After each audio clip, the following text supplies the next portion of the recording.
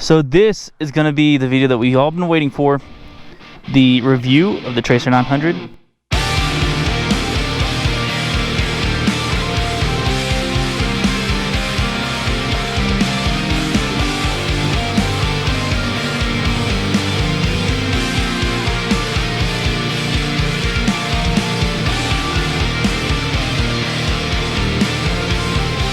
This one just so happens to be a 2019.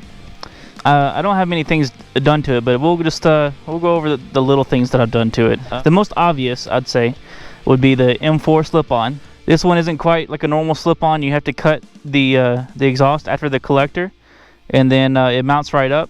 This one is actually for the MT-09. I ended up just taking off the center stand for the Tracer, and ended up fitting just fine because I didn't want to get anything like any full exhaust that's super expensive for this. I wanted to go like a little bit of the cheaper route, but still have like a quality product. And M4, I mean, they've got a down pack for sure.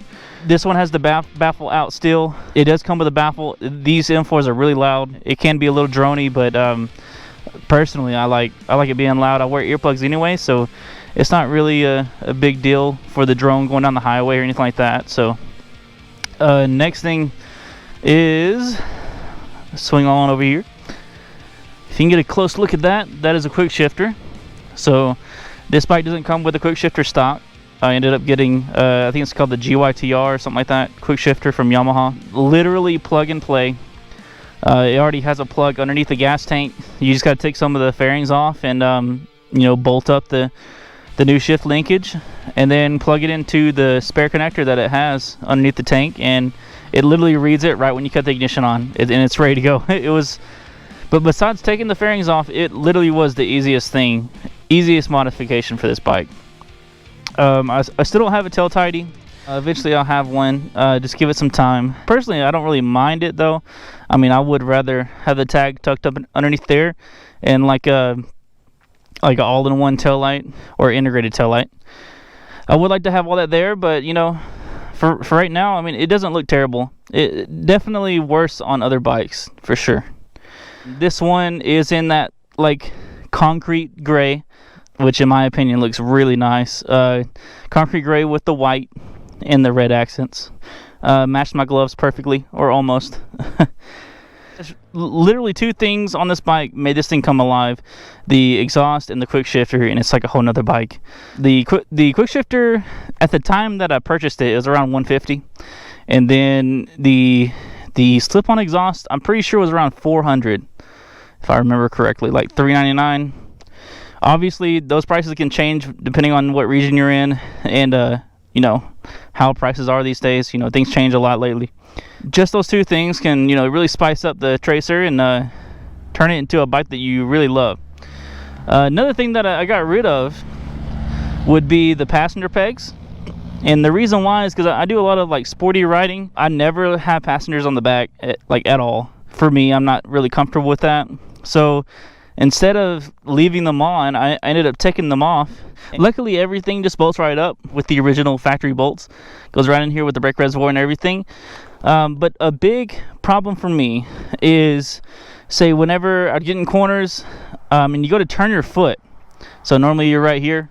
You go to turn your foot right here in this like little cubby area. Well, the passenger peg would hang down like right here, so it would hit your heel. Especially like for me, I've got like 11-inch. Like I wear an 11-inch shoe, US, but it would hit my heel right here, and you can't get your foot turned all the way to like stick your leg out, and you'll end up scraping the pegs a lot instead of, you know, getting your knee down. So I ended up taking off those passenger pegs, and ever since then it's been pretty straight. You know, I've been able to stick my heel right in here in this area, and then you can actually poke the knee out a little bit further. Pretty nice and easy. But yeah, this bike is wonderful. I mean, this and the MT-09 have been my dream bikes. To be honest, I've always wanted this Tracer a little bit more than the MT-09, just because, like, comfort wise, you know, handlebars a little bit higher. You got fairings, wind protection. So you know, I've always wanted to get one of these. Before I got this, I was planning on getting a 2017 MT-09. That fell through, and I ended up getting this. So, you know, Yeah, it's personally, it's my dream bike. I love this thing, everything about it. But anyways, I'm gonna take you guys with me. You know, we're gonna go on a little ride here. I'm gonna talk about a couple of key features that you guys might want to know about this thing. And if any of you guys are in the market, man, like, it's a great bike. Like, I can already tell you right now, if you were to buy it, you would love it. But anyways, we'll hop on it and we'll take it for a spin and take you guys with me.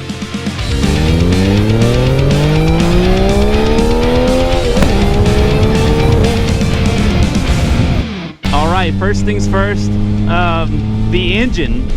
Now, the engine in this thing is absolutely phenomenal.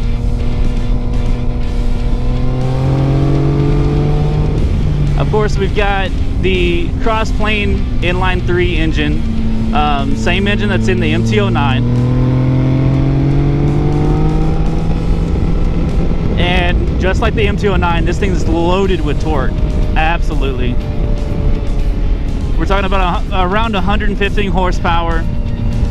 Torque figures, I'll put it right here on the screen, I can't remember exactly. But that doesn't really matter because the way the power comes in, the way it feels, it just wants to wheelie everywhere. You know, it's got power like nearly everywhere in the RPM range, and it's just so fun. Like, it's the perfect engine, in my opinion. The Triple, the 09 Triple, has to be one of the best engines that Yamaha has ever made for the consumer product.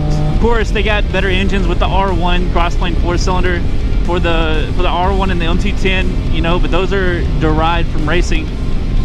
This one is straight cut for the consumer and just to have fun, just for that fun factor.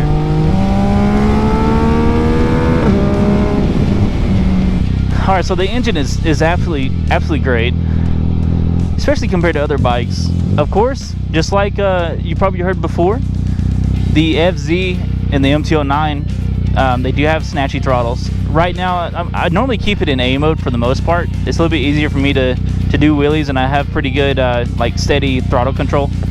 So it's not super weird for me. I know a lot of people will have it in like standard, or they'll have it in B mode riding around, and that just gives it a little bit easier of a throttle for people who are used to bikes like that. Personally, I've just gotten used to this bike, so it's not really a big deal for me. Big deal breaker. Obviously, whenever you're coming from another motorcycle, it's one of the biggest things you'll notice is the throttle response.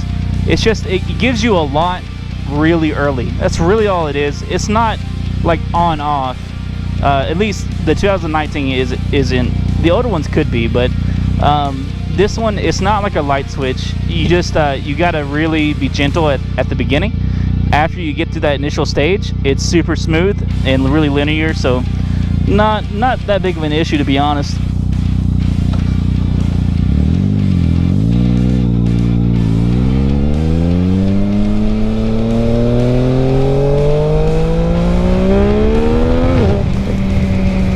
All right, next thing up is the suspension. The suspension, whenever I first got it, it was set to a really soft setting. For the highway, it was perfect, really nice and smooth. You couldn't really feel hardly any bumps or anything like that.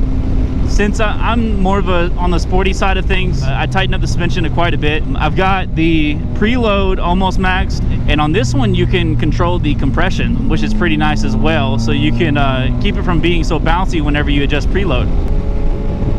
And because of that, you can turn everything up, get a little bit more firm suspension, really good for in corners and higher speeds.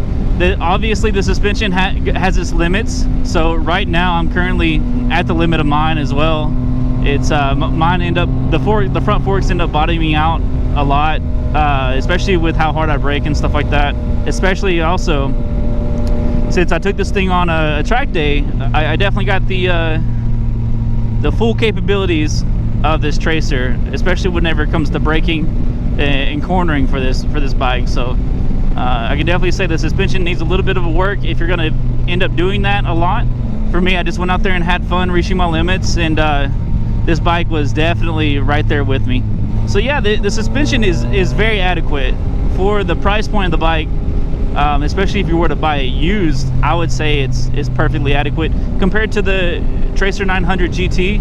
You know, the GT has fully adjustable front and rear suspension. For that one, obviously, that one's a little bit better. but you're also paying a lot more. So you know, you really wouldn't need that adjustable suspension unless you end up taking it to the canyons like every weekend and stuff like that. So for the person looking for a 900, you know, not everybody wants to do that. So I'm one of those people who do, but I still love the bike. You can always end up getting Öhlins front fork cartridges and turning it into fully adjustable suspension, which I plan on doing near the maintenance interval for the front forks. Just kind of do everything all at once. But yeah, the suspension is if I could give one word for the suspension, I would say adequate for this platform. All right, number 3, here we go. The brakes. Now remember, I came from the Gladius, so the Gladius had really shitty brakes, but the Gladius was like the best braking I've ever known, because I've had like older bikes, like all my riding career, all my riding life, I've had older bikes. The Gladius was the best bike I've ridden until I've ridden this one. I can tell you one thing, compared to the Gladius, a brand new Gladius, this thing brakes like night and day.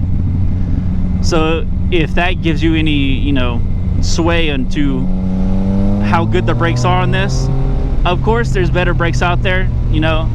In R1, in R6 probably has better brakes, but for what you have, the power level, just the whole package, the brakes feel great. Look how, like, just that right there.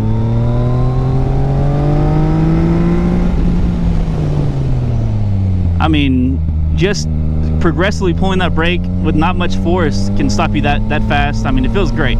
It's soft but really progressive at the same time. All right, next thing on my list would be comfort. So as you can probably tell, this thing sits up high. It's got tons of leg room, but still a sporty style peg. You can do anything with your hands. None of your body weight is on the handlebars at all. Super light steering, very flickable, very nice. You just feel really confident in throwing this thing into corners. And you know, it takes a while to get fatigued on this thing. For me personally, it takes well over 2 hours of riding to actually feel a little bit of fatigue. You can sit anywhere on the seat. The seat doesn't want to like push you anywhere. Like, you can sit in the back if you want. You know, different positions for your legs to give you a little bit more room for your knees. And just, you know, you sit back, relax. Like, the bike is great. To be such a, like, to be so sporty and to have such a great engine and good handling and then just be comfortable at the same time, it's just like the best overall motorcycle that you can get, especially if you're getting a little bit older, you know, because everybody loves sport bikes when they're young, or a lot of people love sport bikes when they're young. You know, as you get a little bit older, you get something comfortable. Like, you can get the best of both worlds. You can get something that's comfortable and has enough power to do wheelies, you go to the canyons and shred, good suspension. Like, I have to say, man, like, this was a dream bike of mine, and now experiencing the bike for what, 4,000 miles? I got it whenever it had 700 on it. 4,000 miles on this Tracer, and I can tell you, I do not regret purchasing this bike. It is the best bike I've ever had, the best bike I've ever ridden.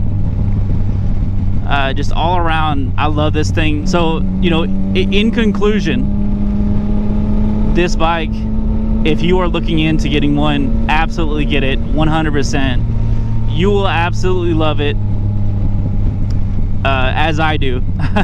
I mean, I've had it for 4,000 miles, and it's hard to find something I don't like, because even if there is something that I don't like, all the good things outweigh that one thing that I don't like. So I have to say, man, if you're looking into getting one of these Tracers, absolutely get it. You will absolutely love it. Everyone around you will absolutely love it. It is just a great bike. Yeah, man. There's not much for me to say. I mean, it's a great bike, plain and simple. But yeah, I'm gonna end it here. I am almost at 300 subscribers. It would be fantastic if you, the person watching this video, could subscribe to my channel. I would really appreciate it, man. The goal is to get up to 1,000 subscribers, hopefully by next year.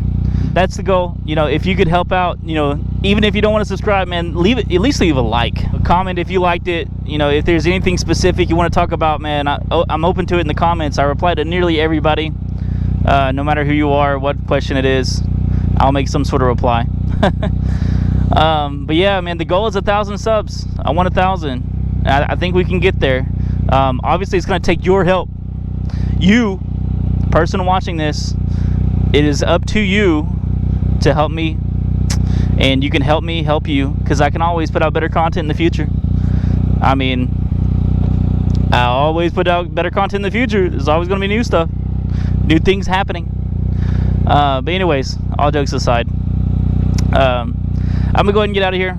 I hope you guys are having a wonderful day, and rubber side down, you know, keep the shiny side up. Have fun, all you people, all you moto people. Get out there, have fun while we still got some good weather left. And I'll see you in the next one. Peace.